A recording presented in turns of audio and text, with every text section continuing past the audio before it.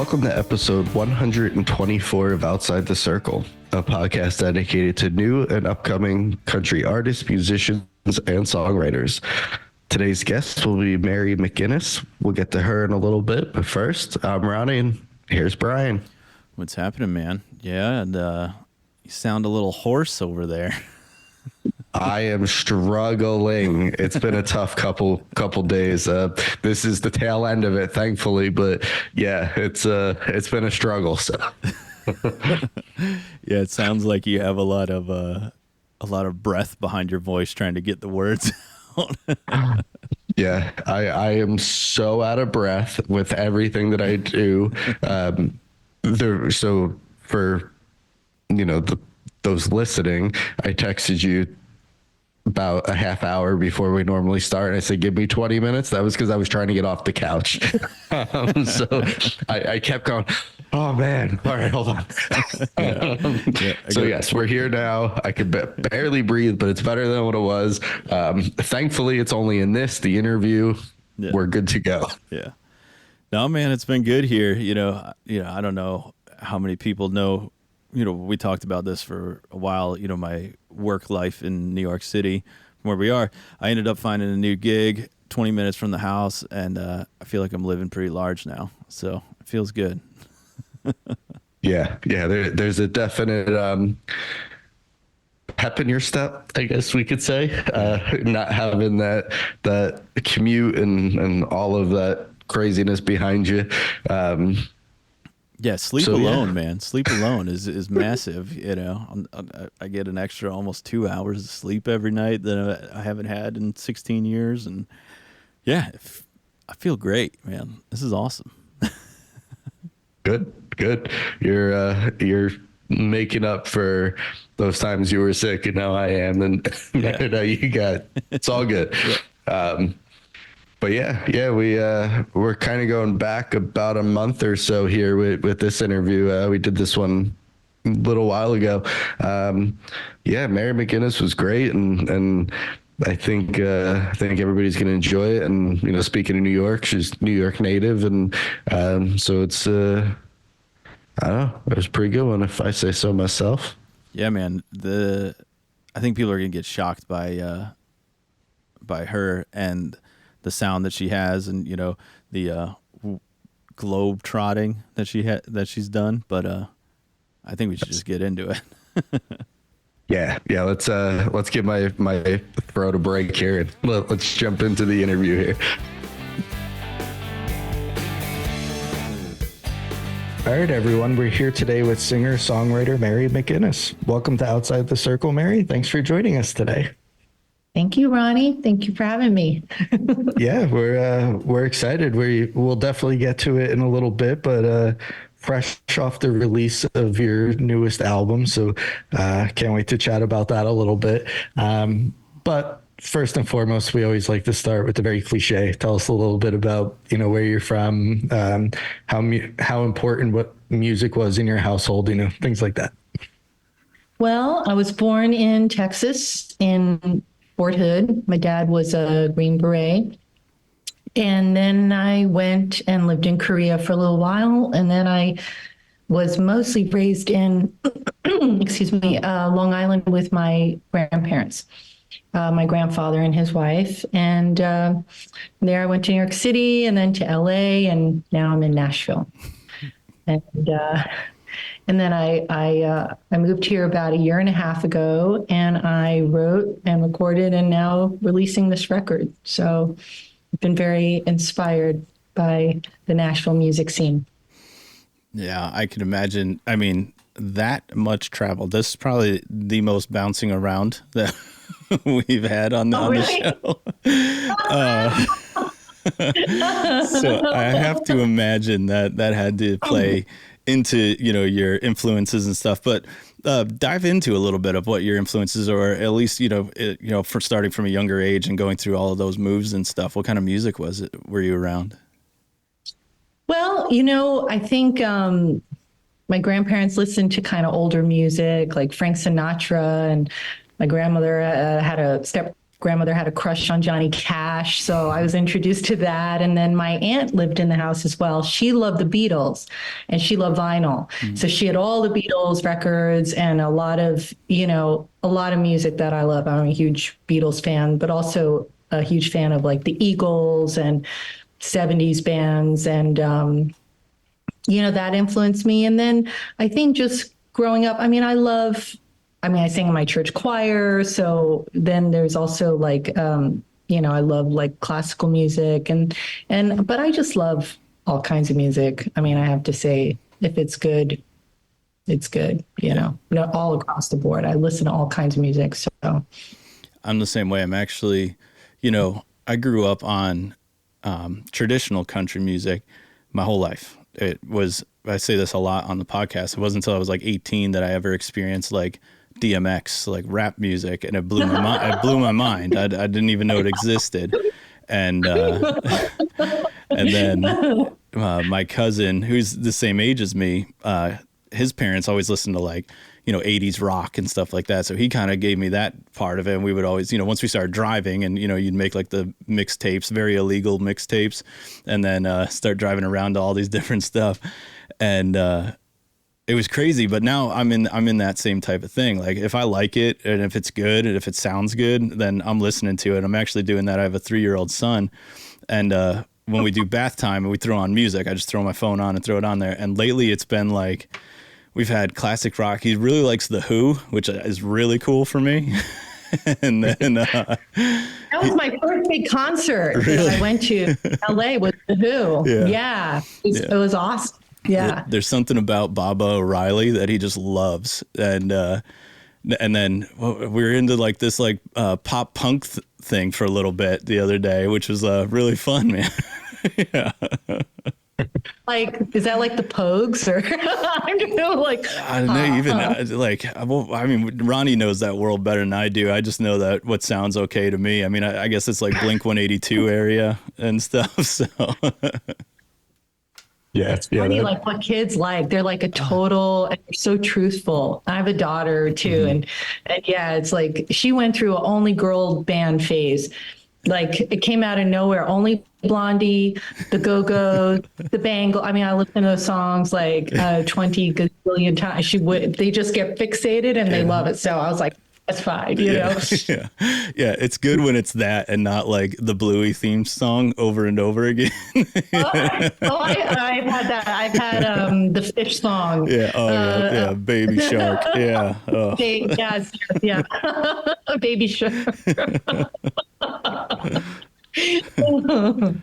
Yeah. It's I unfortunately don't know that part of the kid world yet, but it's okay.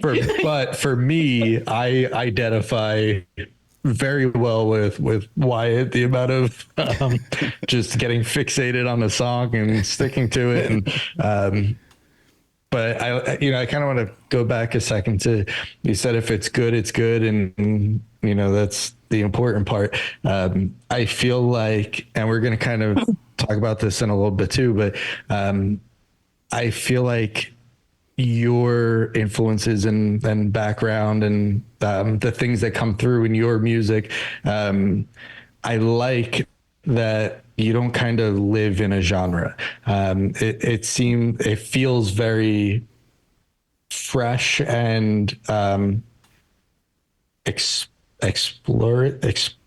exploration. That's not the word. Like exploratory, right? Exploratory, yes. There's so many ways you could say that word. Yes. But there's like there's really something to be said about getting rid of the label of a genre and just good music is good music. It doesn't matter. And I think that's something that's very much lost in a lot of the industry these days. It's very cookie cutter, it's got to fit the mold. And I like when things don't do that. And yeah. I love that. And I take that as the highest compliment. And it's true, the nature of the music industry is they want to check you in a box and they want you to stay there. And I think, especially when I was writing the record, I really tried not to listen to a lot of music. I kind of started to just kind of like, even in the car, I wanted silence. There was so much music, and I really needed a lot of quiet. I also didn't want to be like influenced by anybody. And I mean, of course, you hear music wherever you go. You know, if you're at the gym, you're going to hear music. But yeah, I mean, I felt really called to write this record. I felt called to come and move to Nashville. You know, I've been coming here once a month to write on Music Row. And one morning I just woke up in bed. I get all my like brilliant thoughts first thing in the morning. I like sat up straight and I was like, I have to move to Nashville. And 2 months later, luckily my, family agreed and we moved to Nashville. And all I can say is like, I felt like I had to come here and I just wrote. I just wrote and wrote and wrote. Like it just kept flowing out of me. And it was just, I worked like my butt off and I just that's what I focused on. But I was like really blissful. I was like in a great state, like a really flowing state when I wrote this record. And there were some stories that I needed to tell. Like there's a song on there called Bound to Beauty. And it's about my great grandmother who basically spent her whole life in an insane asylum on Long Island, Creedmoor, because they think it was now postpartum depression. But her husband, my great grandfather, put her in there.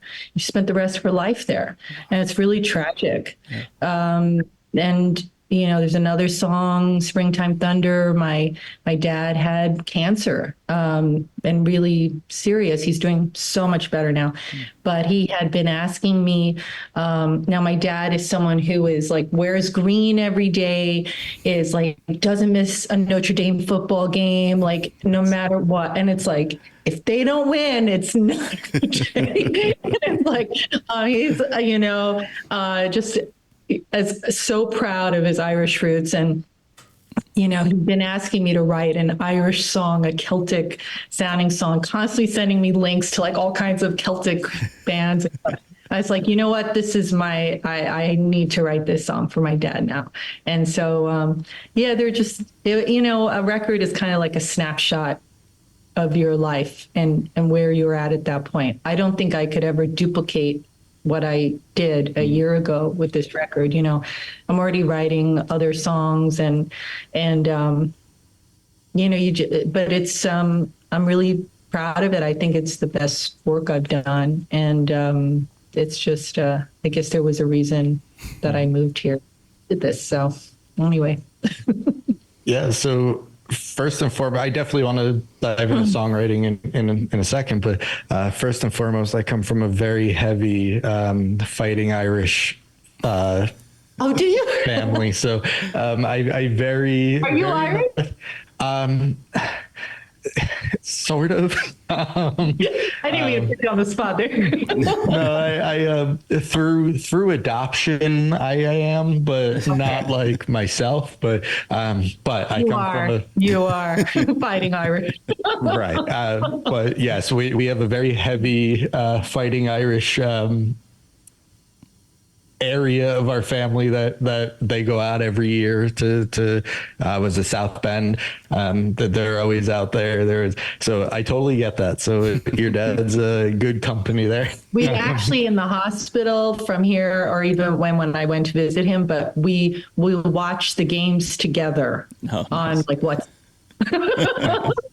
Comment, and he's and by the way, I don't watch much football. I have no idea, like I had no idea that the Super Bowl was going on until like this week, whatever. But that's like the one team, I guess, with my dad, and it's something we bond over, and I get excited just because he gets so excited. So anyway, just fun. Yeah. And I guess by default, Brian's our resident Irish Hopkins over there. But so yeah, I want to talk about songwriting, but before we jump into that, I'm curious.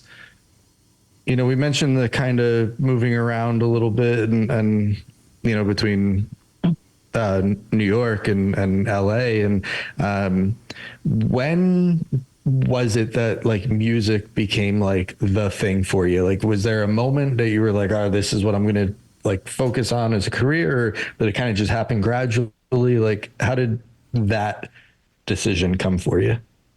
I always loved singing. I didn't grow up in a super musical house, and I didn't actually realize till much later when I reconnected with my Korean family that they're all musicians. So I think there is a genetic component to being a musician sometimes.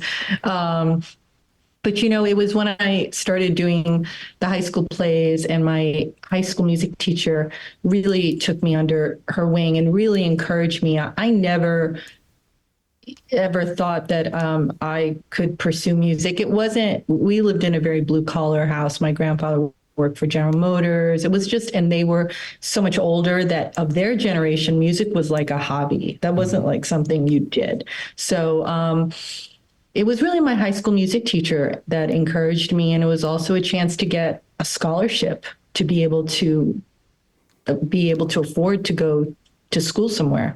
And I was lucky that, I was able to get some of that. And but it really became a passion, like very quickly. It was kind of like, I remember when I first kind of had that aha moment, like singing on stage and stuff. It was quite mind blowing. I had never expected something like that to happen to me. And my musical career has kind of taken it's been the long and winding road, and it's been through classical and broad, like all kinds of music. Like I said, I like all kinds of music. I like singing all kinds of stuff. And but it's always been music, and it's always been all these jobs and things I've done has always been to support my music, like no matter what the cost. And I feel like, a lot of artists today, I mean, there's a lot of all the shows and the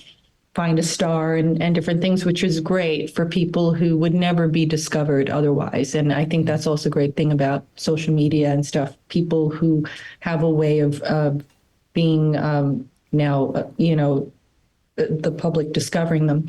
But I think also it's a very roller coaster kind of thing sometimes. And I do feel like you have to go into it with a really authentic sense of like, you really couldn't do anything else, because there is so much discouragement and hard times. And sometimes you're just standing on the mountain going, why, God, can I do something else, please? Like, give me something else. And whenever I've come through those places where I almost just totally walked away, I went through that this year. It's like, you go away from it for a while, but you really can't. It's like the air you breathe. You really can't. It's like your soul, it's like what am I going to do? Go work in whatever, doing what, like I would be absolutely miserable. So it's, you just have to kind of keep doing, creating your art and putting your stuff and feeling like you were given a gift for a reason. You're here to do it for a reason, like we all are. There is a divine plan for all of us, even though we don't always know what it is. And we don't always understand what's going on. But I think like you have to have faith and trust. And I feel like if you're really doing what you feel in your heart, you can't live without. I don't think you can go wrong. I don't. I feel like you will be you have to choose to be happy, to be able to live in that and be happy doing that. If you're looking for constant validation, you're not going to be happy ever, So anyway, that's my very long-winded. What was the question? I don't know. I love it. My comment to anytime anybody says that is the more you talk, the less we have to. And it always tends to be a better podcast.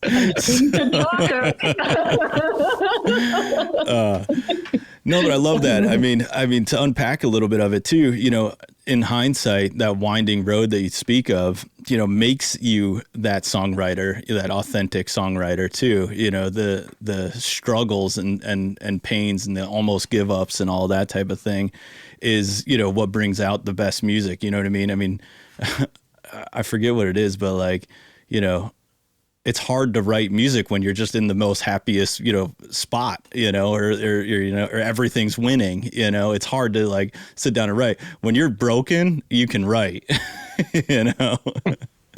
You're right. That's when all the best stuff comes out. And it's like, it's true. It's real. And I feel like I could never have written this record 10 years ago because I had been through what, it makes it, the songs are richer. You're a different storyteller because you've got stories to tell. Yeah. I promise I'll actually get the songwriting in a second, but you said one other thing in there that really, kind of made my ears open. You were talking about validation, and then how if you're always looking for that validation, you're not necessarily going to be as successful or whatever, however you want to put it. And then you also mentioned social media. I feel like those two unfortunately go a little hand in hand now. Brian and I always rant on social media and how awful it is, but at the end of the day, it's important, right? So it's tough. It's tough on artists. Yeah, the validation of watching those numbers grow, but also when you're spending all your time growing, the follows, you're not working on the craft, or so there's such a weird fine line that, I'm sure there was things equal to that in the past with other areas of industry, but I feel like that's such a fine line that you either, that's what ultimately is going to end up making or breaking people nowadays is, they have to be successful online just as much as the music. So it is. It's kind of crazy. And I have to say, like, I've been, it's been quite a ride the past like 6 months, like getting everything together for this release. And you're posting, you're creating content, you're people want to see you singing here, they want to see you do this. Your life is so exciting all the time. That's no one's life is that exciting all the time. I mean, it's like,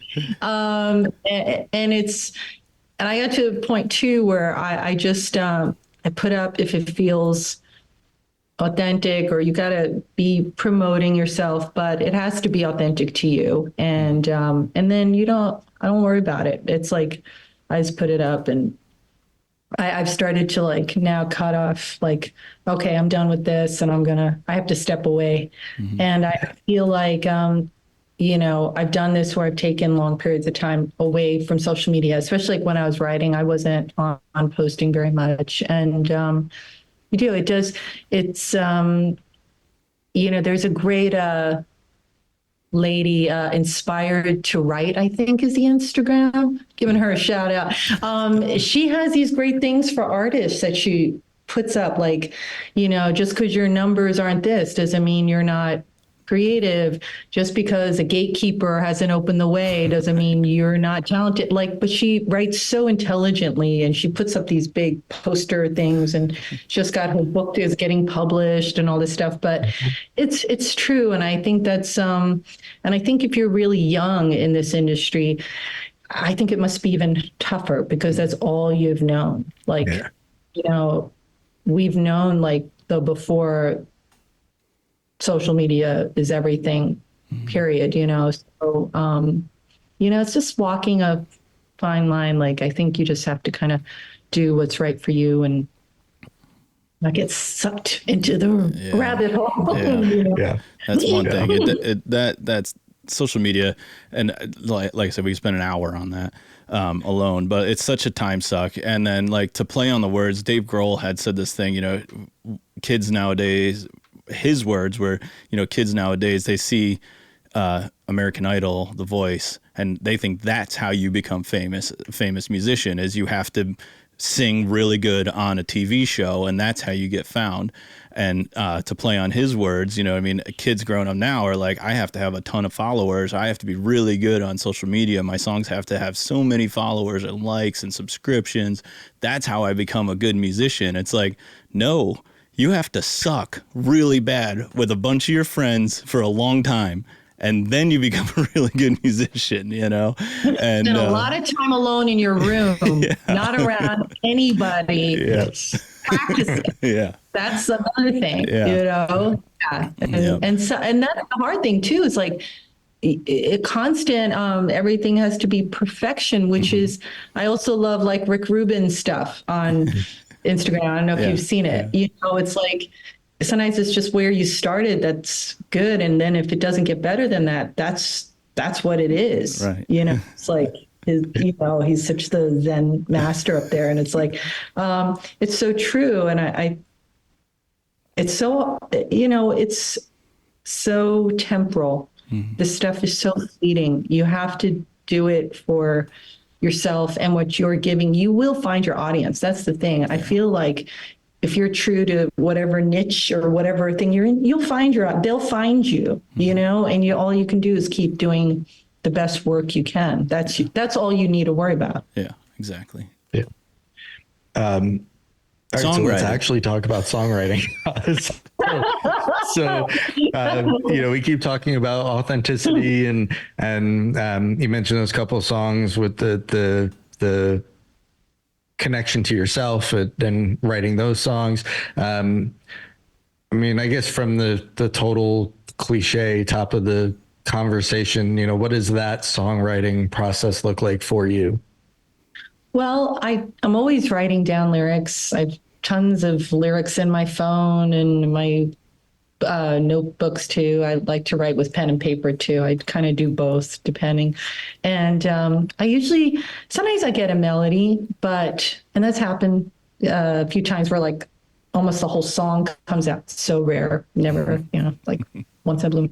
But anyway, it's usually just the lyrics. I find it much easier to craft a melody when I feel like I have the lyrics, because then I know the feel of what I'm trying to say or the story or what I want behind it. It's a lot easier for me, but everyone writes differently. Some people always come up with the melody first. Other people, they kind of sound out just weird vowels, you know, different co-writer. It's like everyone is like their own thing. And it's all good because it's all this, whatever everyone's creative process is, you know. So that's usually how I tend to write, though, is lyrics first.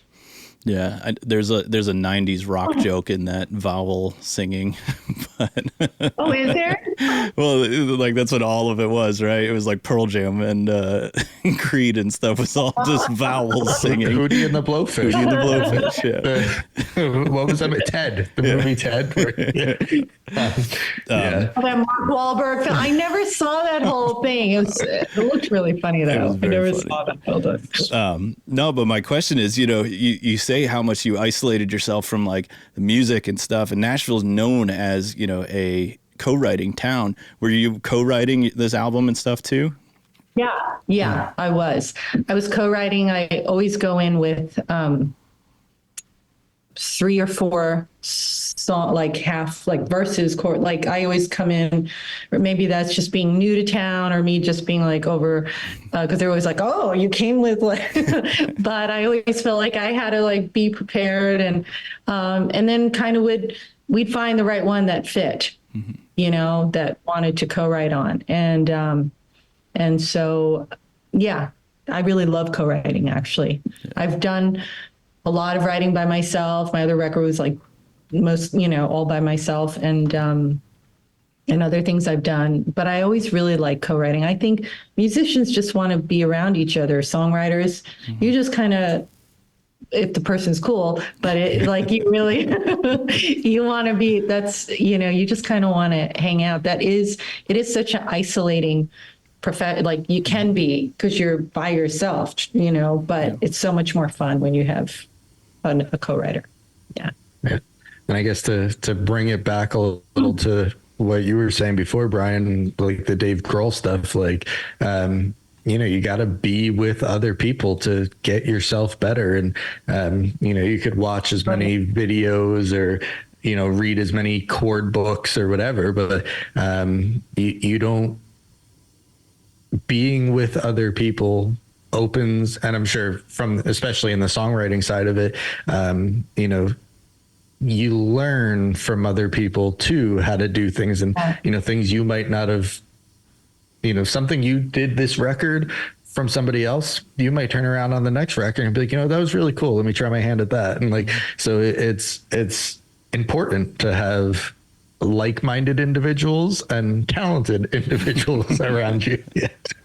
Yes, totally. I think, I'm not like introverted. I'm like one of I forget what they call like a introvert who's like sometimes extroverted. Like I need I'll go out and and then I need some like downtime. But I really love being around musicians and playing, I love that. I'm not someone who wants to be alone all the time. But I have to be when I was like writing, rewriting, and I didn't know many people here, so it all happened the way it was supposed to happen, I guess. Yeah. Well, one, that's how you get to know people, right? Yeah. But I totally feel it. I sit in an office by myself for most of my 9 to 5, and I enjoy the quiet, and I am very much an introverted person. But like doing this is my, like, it's the one time a day I get to be like out of my shell. So I totally get that, being around others, but yeah, so I think this is probably a really good time to kind of take our break for a second and put on the song we're going to play for you. So why don't you go ahead and introduce that, and then we'll talk about it when we come back. Okay. Well, hello, I'm Mary McGuinness, and this next single is Keep Dreaming from my new album, Shadowcatcher.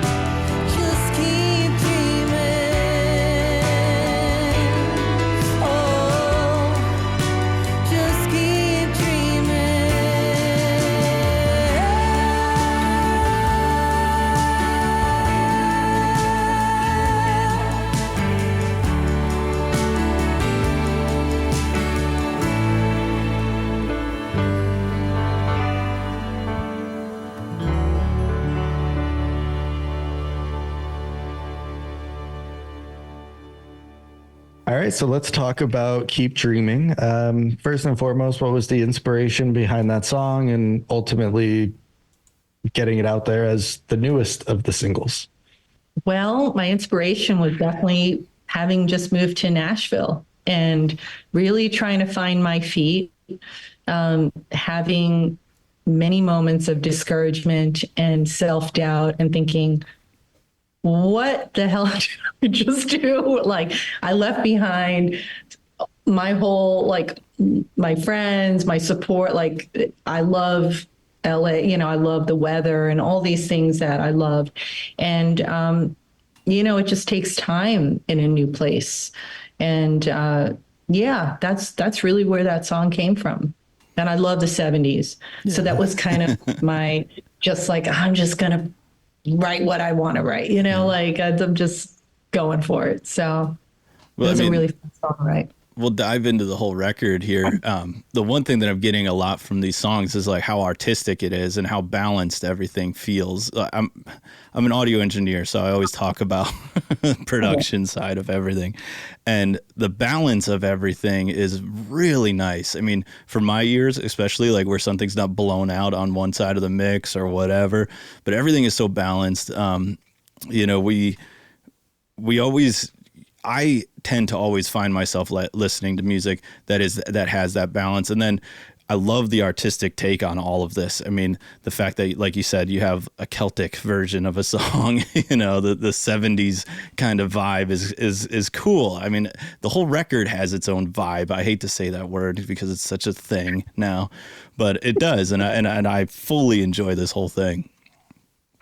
I love that. And, I have to give that credit to, and I like that word and I like good vibes. So I think like Joe Pizzapia, who produced it and also mixed it. And then the sound engineer was Joe Costa. So I think that they get the credit for that. And I think that Joe is one of the most talented musicians and ears that I've ever come across. And I've known some incredible, musicians and producers and things like that. And yeah, and we were also very like aligned on the sound that we wanted. We were connected through a mutual friend. I knocked on his door like 2 months after I moved, and just to kind of chat and say hello and maybe write a song. And it was a song, it was Spellbreaker. And it was the one song that I started in LA. And I really couldn't kind of finish one part. I was kind of stuck. And so we wrote that. I said, oh, is that a guitar? And I started playing some songs. Then we bonded over our love of Stardust, the record, who then Mickey Raphael wound up playing harmonica on. And then we're like, well, let's just record some song. I mean, it was like 2.5 hours later, where someone that I didn't know that I just had a good vibe. Yeah. And when you just connect and you feel really comfortable with someone, that's how I first met Joe. And the whole recording process was like that. Like I've never laughed so much. Yeah. This was the funny group of musicians. We laughed like the whole recording process. And excuse me, I have to call. And it was just fun from beginning to end. But I have to say, and also Joe Costa, the engineer, was excellent. As well as, it's really funny, when we started, we rented, or we were loaned some mics to try out from Blackbird here in Nashville.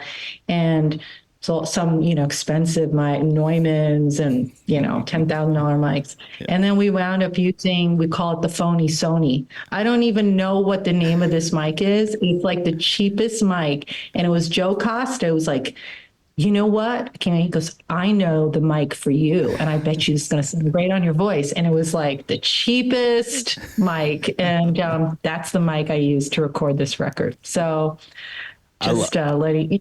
I love that. I love that. I did a tracking session for a rock band, and it was at a decent studio, and they had, a nice manly mic, very nice, very expensive reference mic. and I was drooling over it. I'm like, man, this is going to be an awesome microphone to use. Got done tracking all the instruments. I'm like, time for vocals. Now it's, I'm a singer too. So like there's that connection there. I'm like, this is going to be a really great thing. I clicked that thing on, I don't know, maybe first verse into it. I'm like, stop. That is not the microphone you're using. And I did. I busted out this Shure SM7, and that's what we sang the whole record on. And I was like, this thing is great. This is a $200, $400 microphone, whatever. And that's what it was. Yeah, Bono, right? Doesn't Bono record like the Shure 50? Doesn't he just sing with the Shure 57? Yeah, I'm he sure. Recorded all his stuff. Yeah, I mean, I know there's the 57 was used for like that microphone alone is used on anything. You can use it from a guitar to a vocal to a drum to anything. But yeah, I know Michael Jackson sang like scratch on everything was done on a 57, which is crazy too. But I didn't know that. Yeah, I love that producer that hears something and is like, you know what? Sometimes it's like what it's picking up is not you. You know what I mean? It's almost, it's picking up all the other stuff that, isn't you. We need to pick up like the more, I don't know, soul that's happening. And some of them would make my voice too dark. Right. Other one, it didn't seem balanced or it would seem thin. Like, yeah, it's just finding the right mic that just is able to kind of sound the most like yourself. Right. Yeah, totally. Yeah. And it was such a, I don't know. Like we got through, and this is a rock band, right? So they could have been screaming into this thing. There's nothing that really I needed to capture, but like the minute we started hitting that thing, I'm like, it broke my heart too. Cause it was like, I just took it out of a nice wooden case and everything, put it on there. I'm like back in the case, so back in the expensive mics. They're like, it's a thing. I mean, it's like a gold case, You're like, never mind. I'm going to take the one out of the plastic bag and whatever. That's the one. Yes. So funny. And it's cool too. You spoke about, when you're recording that, all the fun stuff that happens. I mean, they can make a comedy tour out of musicians in a tracking studio because it is nothing but good times and good feelings. And there's something that happens in tracking sessions too, the creativity that's happening and all that magic that's in that world. I mean, it's an experience that if you have not experienced, there's absolutely no way that somebody can explain it to you because there's so much that happens. But I love the fact that you were able to find that group of musicians and everything and create that vibe, quote, and make that, make this the project as artistic as you are and have the, this album is awesome. So I love it. Thank you so much. Yeah. And, that was a lot of Joe's help on getting those musicians that they'd played together so much. But I also really clicked with these musicians. I never felt, sometimes there's always like the one difficult one, or there's always the one who's like, these, and it was Jen Gunner. It was nice to have a woman there too. And it's like, they were just the most fun, but also I could be myself. I didn't have to worry about if I made a mistake, I was going to be judged. I didn't have to worry, it was just no judgment. It just felt like a big play space. And it's very, you bond, and it's just a very fun. I mean, we live for that. Yeah. That's what I live for. Yeah. And I'm so sad when that ends. I get a little depressed when that's over. I have to say it takes me a couple of days to get like, I'm not going to the studio. Yeah. It's such a great experience. Yeah. And there's such a workup to it too beforehand that, there's that high ramp that gets up, you're in the tracking session, everything's going. And then all of a sudden you're like, all right, we're done. See you guys. You're like, oh, I know. It's like, we're just getting going. We're just getting started. We have like 20 more songs. Yeah, it's so fun. That's the payoff for all the tough times, Yeah. Sure. So that all went over my head, all that shop talk. I always like to talk about. Come on, Ronnie, we're talking shop. So. Yeah. I'll just. I got some laundry to do. No, but I always like to talk about. Brian's always the music side of it, and I always like to focus on lyrics and just emotion and feeling and like, you know, that whole set. You said you write the lyrics first, and you know the melody and all that. I have yet to. I spent the last day plus, 2 days, 3 days that it's been out now. It's yeah, January 26th. So as of recording this, it's been out about 3-4 days now. I've yet to find something on this album that doesn't evoke any feeling or emotion or I'm glad we played Keep Dreaming. That's as somebody who's moved around the country myself a bunch of times, you know, just trying to find your way and that's such a, it immediately was gravitating towards this song. And this album as a whole, Shadowcatcher, like I said, just released a couple days ago as of recording. You mentioned that you was writing in Nashville, moved to Nashville. You spent some time in New York, Los Angeles. We kind of touched on it earlier in the beginning, but you know, having three very diverse musical cities, you know, how do you feel like that has maybe helped navigate your way, especially leading up to this album? You know, obviously coming to Nashville was the purpose of writing this album, and you know, you might not have wrote the same album in LA or so yeah, like kind of how do you feel maybe having such diverse backgrounds in these different cities and areas that, you know, kind of put you on the path you're on now? Well, I think that all of them, there's no accidents. And I feel like whenever I've left a city, it's always in a very dramatic way. But anyway, Same. There's always like a big reason. But I always have felt called to go to another city.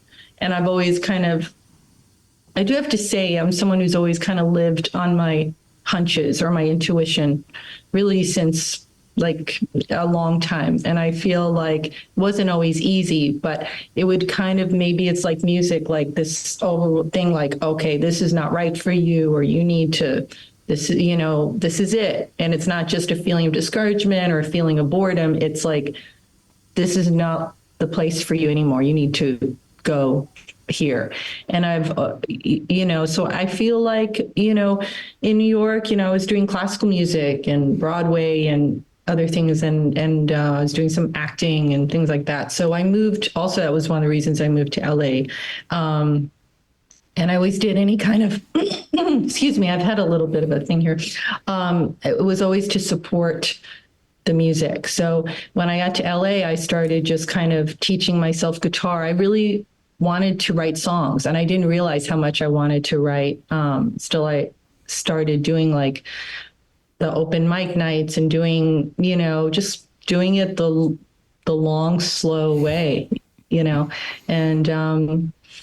yeah. And then with Nashville, I never really thought I'd ever move to Nashville, and I had visited here maybe like 10 years ago. I didn't think that I would be moving here. And at that time, I wasn't really singing country music either. So, it's just funny, but you have to kind of go, I think, sometimes when life calls you or when you feel called somewhere. I know I keep saying that, but that's the only way I can describe it. Mm-hmm. So we'll see what I hear next. No, but no, I'm here for a while. So yeah, I relate very well to the moving on dramatics, and I as well lived in Los Angeles for a few years, and I was Van Nuys turned Burbank turned. Oh yeah. It was 95 degrees on Christmas morning and it was snowing back here on the East Coast. And 3 days later, I moved back because I missed the weather. So I get the You were like, this the doesn't dramatics. feel right. Yeah. What? This doesn't feel right. Yeah. Yeah. It's hard Yeah. being on the East Coast and the warm Christmases because I've spent those Christmas, like in sweat, like a light, and I'm like, this feels so wrong. Like Yeah. you don't grow up that way, I shouldn't be wearing shorts on Christmas. Yeah. It's like, Yeah. But so I noticed, or I read, I guess I shouldn't say I noticed because I read it. In LA, you were releasing music, just kind of not under your name, kind of secretly. Under a pseudonym. Yeah. I kind of took on that name for different reasons, and that's what I toured under and released other music. I also think it was, when I look back on it, it was also kind of an emotional baggage thing. Like I had some stuff I had to take care of with Mary, and I wasn't. I associated my name with certain things in my childhood. So I finally did my work, and I was like, I'm good with that. And I felt like kind of coming back to, I sang, what brought me back was I sang this, I was singing at a fundraiser and I sang this Townes Van Zandt song. I sang If I Needed You. And also like Emmylou Harris and Don Harrison, I think have sang that, but Townes Van Zandt wrote it. And I sang it and I was like, this is what I need to be singing. Like, this is like, fills my soul, and that's really when I decided to come back to this. I had started out also wanting to do more country music and Americana.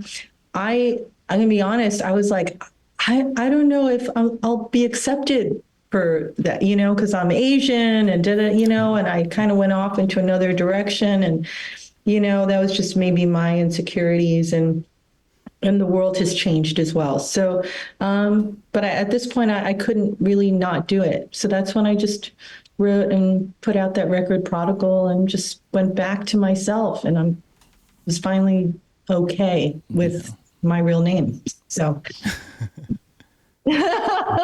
so long-winded answer, but.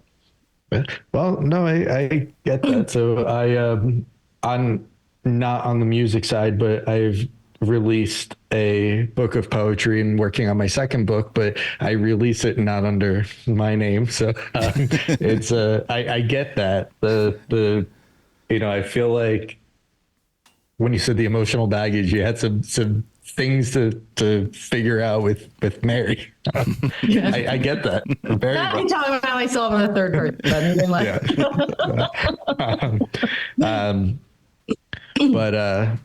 But yeah, you mentioned the 2020 album there as well, and I saw on your website that you have it on vinyl, so I'll be adding that to my collection soon. But so that's the past. I'll send it to you. I'll send it to you. Yeah, but so And I'm pressing vinyl for this record. that was going to be my next question. So Oh, Good. I'm reading your mind. They gave me a rough day, so hard with vinyl because it's such a weird industry right now. 6 to 10 weeks. Wait, what? But I'm doing it here in Nashville, and they said about like April 21st was there. Like she really thought That's my birthday. Oh my God! Happy birthday! Hey, what a great day to have that album come out. Yeah. Yeah. I will send you one. I'll get your address. I will send you. Well, thank you. So yeah, so we keep talking about Shadowcatcher here, and obviously freshly released here. You mentioned you started writing some new songs and things like that. 2024 just kicked off. We're at the end of January here. What do you have anything coming on down the line you want to start touching on? Any?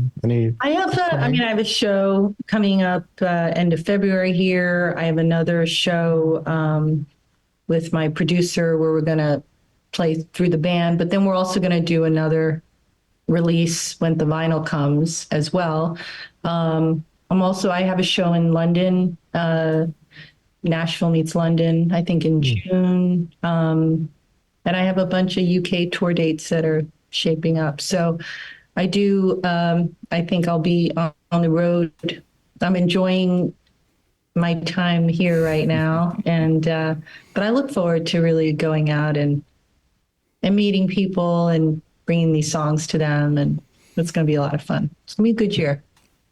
No, I'm looking forward to it. You know, I like I said, I like this album. I've only been able to listen to it a little bit, but I look forward to deep diving into this thing because I feel like that's what you need for this album is a deep dive.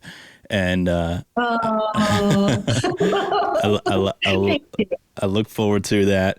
And, you know, we're going to circle back on social media, but where can people find you online and your music and stuff like that?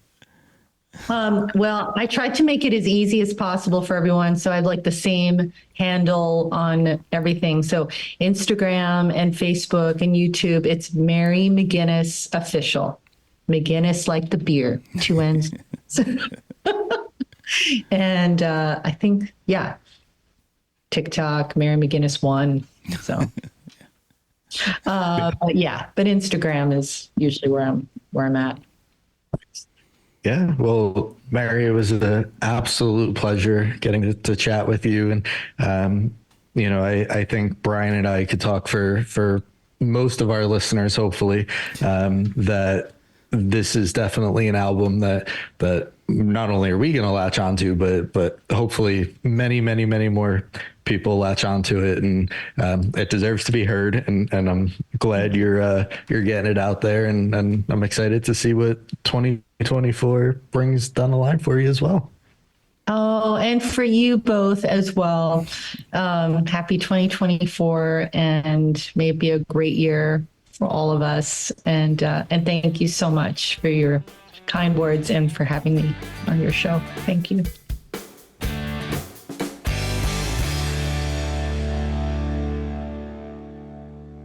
All right, so that was our interview with Mary McGuinness, and we talked about New York, Long Island native, and the globetrotting, and last year and a half being in Nashville, and I thought it was really cool talking about the move to Nashville and how she felt kind of called to Nashville, I guess, for lack of a better word there. But since landing in town, she's done a hell of a job putting together these songs, this newest album, and can't say enough good things about it, and her authenticity and all of that. We always talk about it. Yeah, man. No, I really enjoyed this one, and Mary, in my life and the way that I always looked at music as a musician is, she's like an artist. You know what I mean? Like she's an artist that other artists look at and like can really appreciate. Her music, her sound is so cool. It's very artistic. Yeah, man, I'm for it. I can't wait to hear more from Mary. Yeah, and not only more from Mary, but if for those listening, if you kind of go back to her LA days, she's got some music out there under a different name as well. So go find that. And I think the big thing, she just released Shadow Catcher, the newest album, and 2024 heading overseas to the UK and doing some dates out there. So definitely going to be a big year for her. Can't wait to see the next round of music, and like you were saying, and hopefully she comes back our way soon, and we catch her in person as well. Yeah, man, I look forward to it. And, we want to thank Mary for coming on Outside the Circle. Be sure to follow her on all of her social media, music listening platforms. We'll leave you today with a track from Mary McGuinness, Once in a Blue Moon.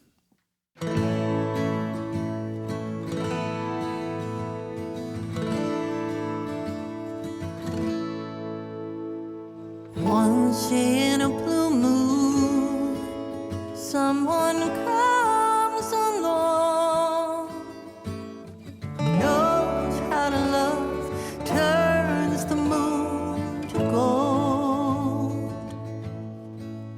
stars are falling,